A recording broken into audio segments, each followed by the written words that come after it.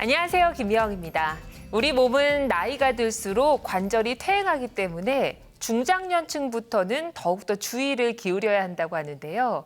그래서 오늘 이 시간에는 중장년층을 괴롭히는 어깨 관절 질환인 회전근개 파열, 그리고 무릎 관절 질환인 퇴행성 관절염에 대해서 알아보겠습니다. 오늘 도움 말씀 주실 분 정형외과 전문의 심승보 원장 나오셨습니다. 안녕하세요. 반갑습니다. 네, 반갑습니다. 특별히 다치지 않는다고 해도 요즘에는 젊은 층에서도 계속해서 어깨와 무릎 통증 호소하는 분들이 많으신 것 같아요. 왜 그럴까요? 네, 그렇습니다. 나이에 따른 퇴행성 변화는 물론이고 이외에 중장년층에서도 스포츠 레저 활동이나 사회 활동을 즐기시는 분이 많기 때문에 이에 따른 미세 손상과 이 퇴행성 변화가 좀 더 빨리 진행되는 경우가 많고요. 그래서 이런 유병률도 같이 증가하는 것 같습니다. 네.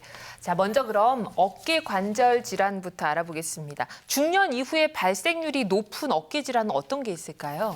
네, 대표적인 어깨 관절 질환으로는 흔히 50견으로 알려져 있는 동결견, 그리고 가장 유병률이 높은 회전근개 힘줄의 파열 또는 석회성 물질이 힘줄에 침착하면서 발생할 수 있는 석회성 건염 등이 있겠습니다. 대표적인 어깨 질환들을 살펴봤는데요. 흔히들 50견이 가장 많이 발생하지 않을까 생각을 합니다. 실제로는 어떤가요? 네, 실제로는 우리 회전근개 힘줄 파열이 가장 흔한 질환이 되겠고요. 네. 미세 손상 또는 외상에 의해서 흔히 발생하며 힘줄 손상이 염증을 유발하게 되고, 특히나 주의해야 할 점은 힘줄이 한번 파열됐을 경우에는 저절로 치유되지 않기 때문에 적절한 비수술 또는 수술적 치료가 필요한 경우가 많겠습니다.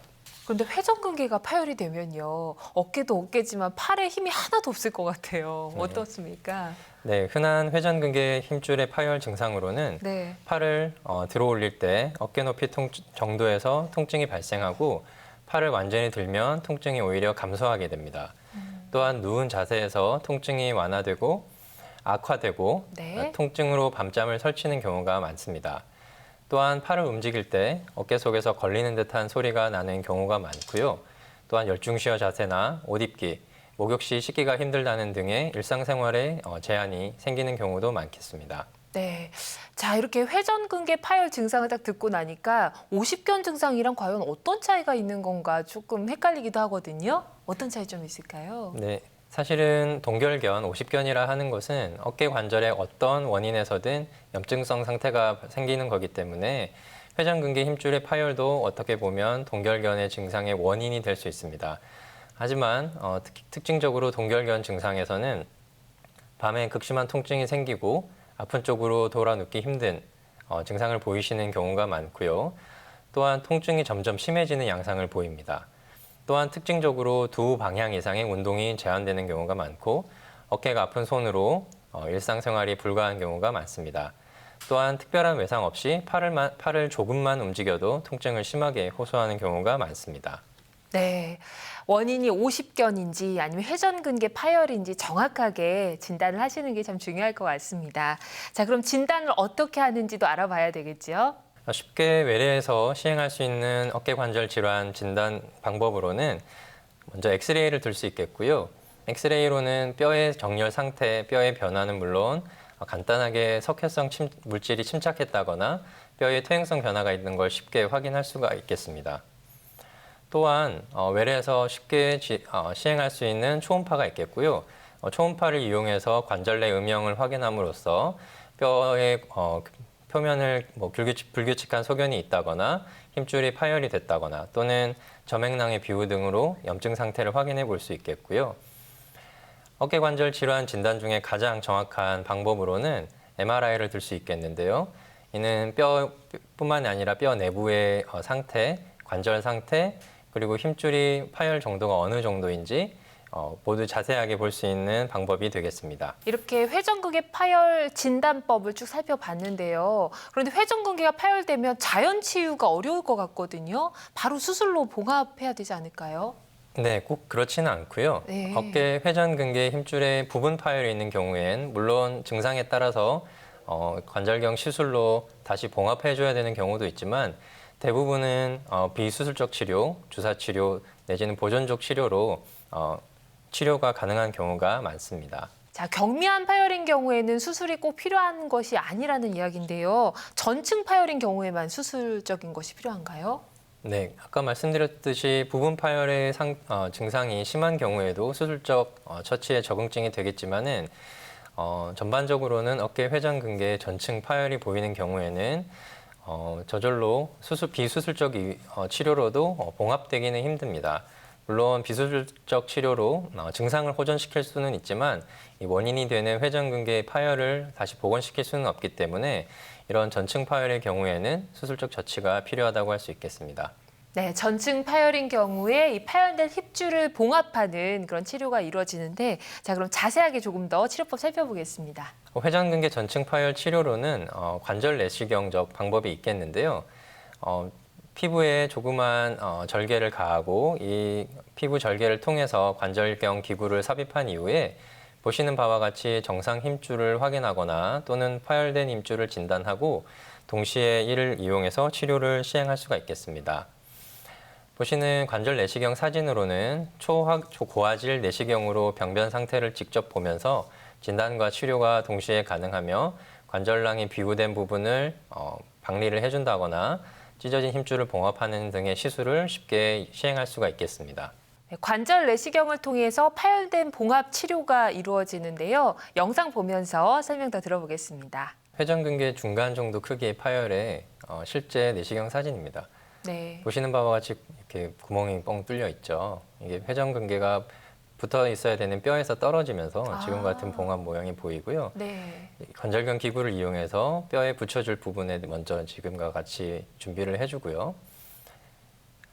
어디로 어떻게 꿰매야 될지 사실은 디자인이 굉장히 중요합니다. 방향이나 어디에 실이 삽입되어야 하는지도 미리 많이 고민을 해야 되고요. 네. 이후에 보시는 기구로 먼저 실이 들어갈 부분에 미리 준비를 해주고요.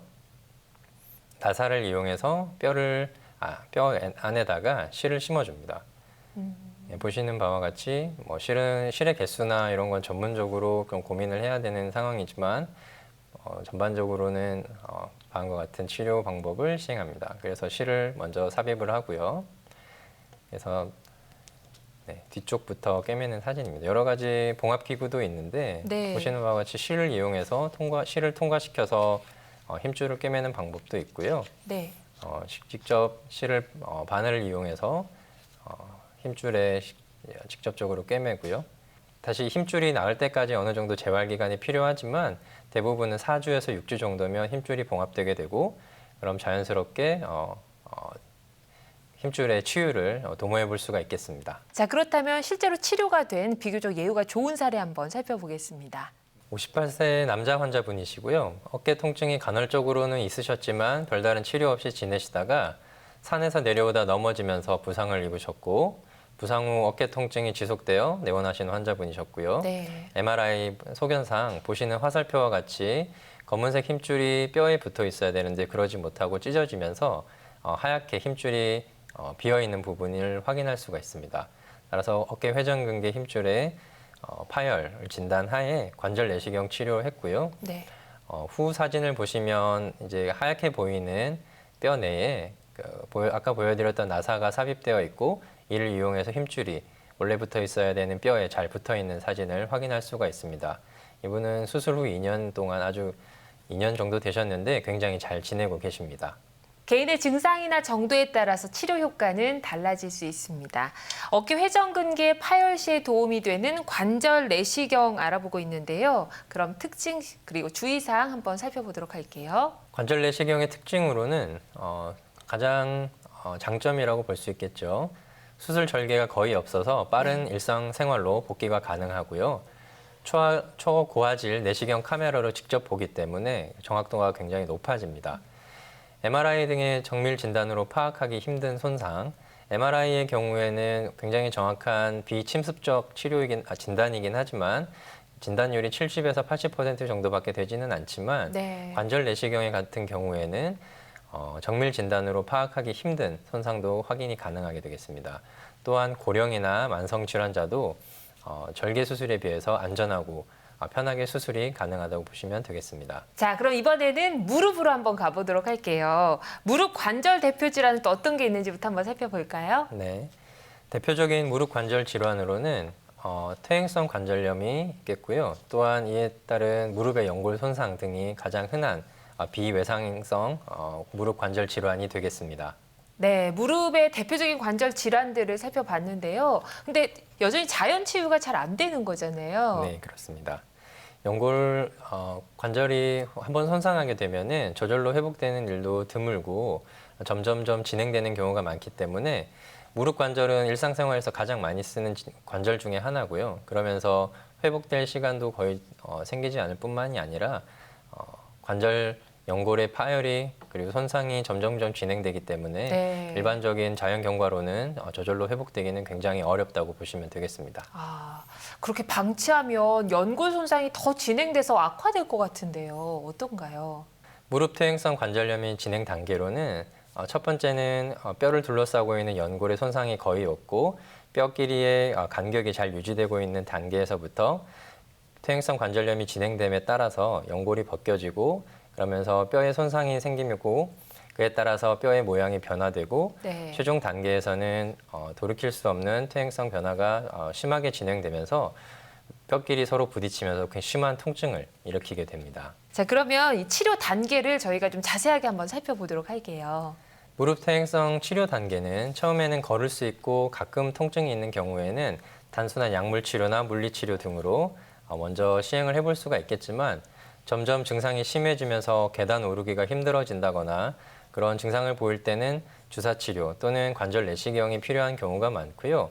그보다 점점 증상이 더 심해지고 통증이 더욱 지속되면서 걷기가 힘든 양상을 보일 때는 연골의 손상 범위가 좀 크다고 생각이 되어 줄기세포 치료나 기타 관절 내시경 등의 치료를 고려해야겠습니다. 더구나 증상이 더욱 악화되면서 통증으로 거의 움직이기가 힘들고 일상생활이 불가능한 상태까지 생각이 된다면 인공관절 수술 등을 고려해야겠습니다. 네, 정말 움직이기 힘들 정도면 인공관절 수술밖에 없을 것 같은데 그 전에 치료를 미리 좀 해야 되겠어요. 인공관절 수술까지 고려해야 할 만큼 퇴행성 관절염이 진행되기 전에 미리 진단과 치료가 필요하고요. 보통 그 마지막 단계까지 진행되기 전에 비절개 줄기세포 등을 이용해서 연골을 재생시켜보는 치료를 도모해 볼 수가 있겠습니다. 그럼 인공관절 전 단계에서 시행되는 줄기세포 치료부터 좀 자세히 살펴보도록 할게요. 어떤 특징이 있을까요? 보시는 바와 같이 절개줄기세포 수술을 시행하게 되면은 피부 절개도 심하게 시행해야 되고 그에 따라서 재활이나 치료가 조금 늦어지는 반면 비절개 줄기세포 수술을 이용하는 경우에는 보시는 바와 같이 피부 봉합도 적고 네. 빠른 재활을 시행할 수가 있겠습니다. 네, 그럼 줄기세포 치료 그 과정을 좀 자세히 설명 들어볼까요? 비절개 줄기세포 치료는 내시경적으로 모두 다 이루어지고요. 맨 왼쪽에 보시는 사진과 같이 관절이 뭔가 덮여 있긴 하지만 거의 대부분 손상된 연골이 덮여 있고요. 이런 경우에는 깨끗이 줄기세포를 이식할 수 있도록 정리를 한 다음에 구멍을 내거나 여러 가지 준비를 통해서 혈류가 원활하게 공급이 되고 염증성 상태를 줄이는 시술을 먼저 하게 됩니다. 네. 이후에 줄기세포를 이식함으로써 치료를 마치게 되고요. 1년 후에 다시 한번 관절 내시경으로 진단을 해보는 경우에 보시는 바와 같이 깨끗하고 건강한 연골이 다시 덮여 있는 모습을 확인하실 수가 있습니다. 네, 이렇게 해서 연골이 재생이 되는 거군요. 그렇다면 비교적 예후가 좋은 사례 한번 설명 들어보겠습니다. 보시는 사진은 퇴행성 관절염이 꽤 많이 진행된 상태고요. 보시는 바와 같이 왼쪽 사진은 무릎을 옆에서 본 MRI 사진이고요. 연골이 거의 닳아 있고 뒤쪽에 있는 우리 반월상 연골이 모두 다 찢어져 있는 굉장히 심한 손상의 상태가 관찰이 되었고요. 오른쪽 사진은 정면에서 MRI를 찍어 본 거고요. 역시나 내측 반월상 연골의 퇴행성 변화가 심하고 네. 관절염이 심하게 진행되어 있는 상태입니다. 네. 이런 경우에 우리 아까 말씀드렸던 줄기세포 이식을 통해서 무릎 연골이 마모되고 연골 밑에 뼈가 드러난 상태에서 마모된 연골이 줄기세포 이식 후 자연 재생된 상태를 확인하실 수가 있겠습니다. 개인의 증상이나 정도에 따라서 치료 결과는 달라질 수 있습니다. 자, 이렇게 줄기세포 치료를 살펴보고 있는데요. 혹시 나이 제한이 있을까요? 특별한 나이 제한은 없고요. 네. 여러 가지 기저질환이나 또한 고령 환자가 계시더라도 충분히 비절개 무릎 줄기세포 치료가 가능하고요. 뼈를 자르거나 인공삽입물에 삽입 없이 내 무릎을 온전히 쓸 수 있고 연골의 분화 촉진으로 연골을 재생시키는 수술을 시행하게 되는 겁니다. 중년 이후에 발생률이 높은 어깨 질환은 어떤 게 있을까요? 네, 대표적인 어깨 관절 질환으로는 흔히 50견으로 알려져 있는 동결견, 그리고 가장 유병률이 높은 회전근개 힘줄의 파열 또는 석회성 물질이 힘줄에 침착하면서 발생할 수 있는 석회성 건염 등이 있겠습니다. 대표적인 어깨 질환들을 살펴봤는데요. 흔히들 50견이 가장 많이 발생하지 않을까 생각을 합니다. 실제로는 어떤가요? 네, 실제로는 우리 회전근개 힘줄 파열이 가장 흔한 질환이 되겠고요. 네. 미세 손상 또는 외상에 의해서 흔히 발생하며 힘줄 손상이 염증을 유발하게 되고 특히나 주의해야 할 점은 힘줄이 한번 파열됐을 경우에는 저절로 치유되지 않기 때문에 적절한 비수술 또는 수술적 치료가 필요한 경우가 많겠습니다. 그런데 회전근개가 파열이 되면요. 어깨도 어깨지만 팔에 힘이 하나도 없을 것 같아요. 네. 어떻습니까? 네, 흔한 회전근개 힘줄의 파열 증상으로는 네. 팔을 들어 올릴 때 어깨 높이 정도에서 통증이 발생하고 팔을 완전히 들면 통증이 오히려 감소하게 됩니다. 또한 누운 자세에서 통증이 완화되고 악화되고 네. 통증으로 밤잠을 설치는 경우가 많습니다. 또한 팔을 움직일 때 어깨 속에서 걸리는 듯한 소리가 나는 경우가 많고요. 또한 열중시어 자세나 옷 입기, 목욕 시 씻기가 힘들다는 등의 일상생활에 제한이 생기는 경우도 많겠습니다. 네. 자, 이렇게 회전근개 파열 증상을 딱 듣고 나니까 50견 증상이랑 과연 어떤 차이가 있는 건가 조금 헷갈리기도 하거든요. 어떤 차이 좀 있을까요? 네, 사실은 동결견, 50견이라 하는 것은 어깨 관절의 어떤 원인에서든 염증성 상태가 생기는 거기 때문에 회전근개 힘줄의 파열도 어떻게 보면 동결견의 증상의 원인이 될 수 있습니다. 하지만 특징적으로 동결견 증상에서는 밤에 극심한 통증이 생기고 아픈 쪽으로 돌아 눕기 힘든 증상을 보이시는 경우가 많고요. 또한 통증이 점점 심해지는 양상을 보입니다. 또한 특징적으로 두 방향 이상의 운동이 제한되는 경우가 많고 어깨가 아픈 손으로 일상생활이 불가한 경우가 많습니다. 또한 특별한 외상 없이 팔을 조금만 움직여도 통증을 심하게 호소하는 경우가 많습니다. 그런데 회전근개가 파열되면 자연 치유가 어려울 것 같거든요. 바로 수술로 봉합해야 되지 않을까요? 네, 꼭 그렇지는 않고요. 네. 어깨 회전근개 힘줄에 부분 파열이 있는 경우엔 물론 증상에 따라서 관절경 시술로 다시 봉합해줘야 되는 경우도 있지만 대부분은 비수술적 치료, 주사 치료 내지는 보존적 치료로 치료가 가능한 경우가 많습니다. 자, 경미한 파열인 경우에는 수술이 꼭 필요한 것이 아니라는 이야기인데요. 전층 파열인 경우에만 수술적인 것이 필요한가요? 네, 아까 말씀드렸듯이 부분 파열의 증상이 심한 경우에도 수술적 처치에 적응증이 되겠지만은 전반적으로는 어깨 회전근개 전층 파열이 보이는 경우에는 저절로 비수술적 치료로도 봉합되기는 힘듭니다. 물론 비수술적 치료로 증상을 호전시킬 수는 있지만 이 원인이 되는 회전근개 파열을 다시 복원시킬 수는 없기 때문에 이런 전층 파열의 경우에는 수술적 처치가 필요하다고 할 수 있겠습니다. 네, 전층 파열인 경우에 이 파열된 힙줄을 봉합하는 그런 치료가 이루어지는데, 자, 그럼 자세하게 조금 더 치료법 살펴보겠습니다. 회전근개 전층 파열 치료로는 관절 내시경적 방법이 있겠는데요. 피부에 조그만 절개를 가하고 이 피부 절개를 통해서 관절경 기구를 삽입한 이후에 보시는 바와 같이 정상 힘줄을 확인하거나 또는 파열된 힘줄을 진단하고 동시에 이를 이용해서 치료를 시행할 수가 있겠습니다. 보시는 관절 내시경 사진으로는 초고화질 내시경으로 병변 상태를 직접 보면서 진단과 치료가 동시에 가능하며 관절낭이 비우된 부분을 박리를 해준다거나 찢어진 힘줄을 봉합하는 등의 시술을 쉽게 시행할 수가 있겠습니다. 네, 관절 내시경을 통해서 파열된 봉합 치료가 이루어지는데요. 영상 보면서 설명 더 들어보겠습니다. 회전근개 중간 정도 크기의 파열의 실제 내시경 사진입니다. 네. 보시는 바와 같이 이렇게 구멍이 뻥 뚫려 있죠. 이게 회전근개가 붙어 있어야 되는 뼈에서 떨어지면서 지금 같은 봉합 모양이 보이고요. 네. 관절경 기구를 이용해서 뼈에 붙여줄 부분에 먼저 지금과 같이 준비를 해주고요. 어디로 어떻게 꿰매야 될지 사실은 디자인이 굉장히 중요합니다. 방향이나 어디에 실이 삽입되어야 하는지도 미리 많이 고민을 해야 되고요. 네. 이후에 보시는 기구로 먼저 실이 들어갈 부분에 미리 준비를 해주고요. 다사를 이용해서 뼈 안에다가 실을 심어줍니다.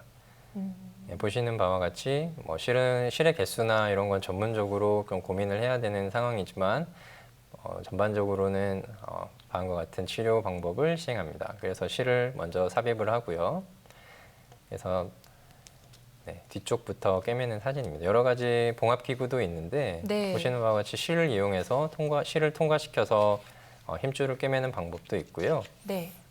직접 실을 바늘을 이용해서 힘줄에 직접적으로 꿰매고요.